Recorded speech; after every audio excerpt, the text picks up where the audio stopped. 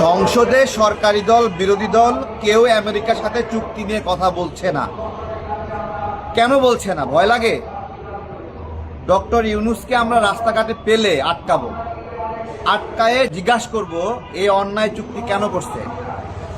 ক্ষমতার 2 বছরে মব করে অনেক কিছু করছে না।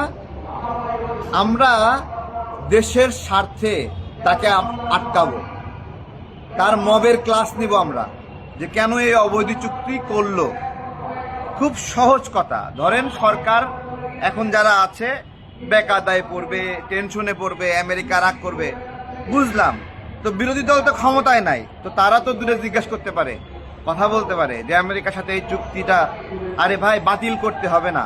যেগুলো বাংলাদেশের জন্য সমস্যা, বাংলাদেশের জন্য পেরেশানি, বাংলাদেশের স্বার্থহানি হয়, সেগুলো তো পুনর্মূল্যায়ন করা যায়। ভাই চুক্তি কি জিনিস?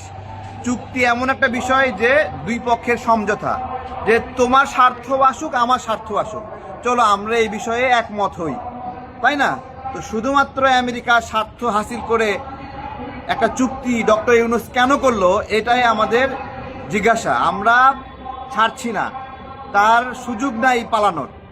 আমরা তার ইউনূস সেন্টার বলেন, বিভিন্ন জায়গায় প্রোগ্রামে আছে, আমরা ভাবছি কি করা যায়, তাকে আমরা আটকাবো, তাকে আমরা কোনোভাবে ছাড়ছি না। এই